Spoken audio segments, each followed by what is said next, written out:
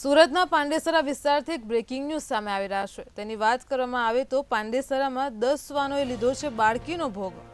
તો ફરી એકવાર શ્વાનનો આતંક સામે આવી રહ્યો છે। સિદ્ધાર્થનગર નજીક શ્વાનોએ બાળકીનો ભોગ લીધો છે।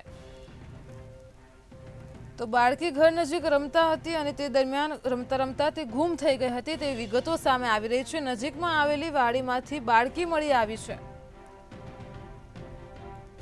તો માસૂમ બાળકીને નવી સિવિલ હોસ્પિટલ ખસેડાઈ છે। તો સુરતના પાંડેસરા વિસ્તારનો બનાવ સામે આવી રહ્યો છે। તેની વાત કરવામાં આવે તો હાલ અત્યારે ફરજ પર હાજર તબીબોએ અહીં બાળકીને મૃત જાહેર કરી છે। 10 શ્વાનોએ બાળકીનો ભોગ લીધો છે।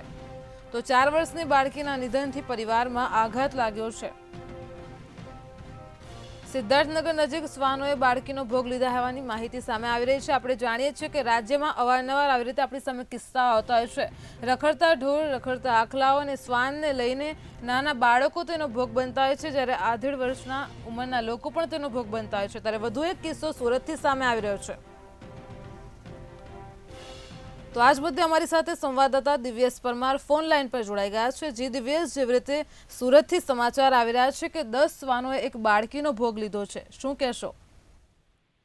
ચોક્કસથી જે પ્રકારે સુરતમાં અવારનવાર જે રખડતા શ્વાનનો આતંક છે તે યથાવત જોવા મળી રહ્યું છે, ત્યારે ફરીથી એક વખત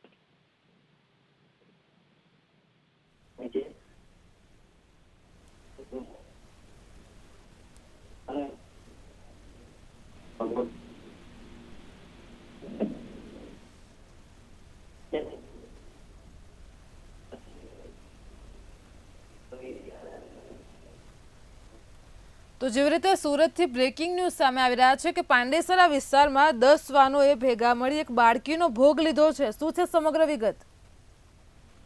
ચોક્કસથી જે પ્રકારે રખડતા શ્વાનનો આતંક જે છે તે યથાવત જોવા મળી રહ્યું છે અને 4 વર્ષની બાળકી જે છે તે સુરતમાં ભોગ બની છે। સુરતના પાંડેસરા વિસ્તારમાં આવેલ સિદ્ધાર્થનગર જે છે તેમનો બનાવ છે અને ત્યાં બાળકી છે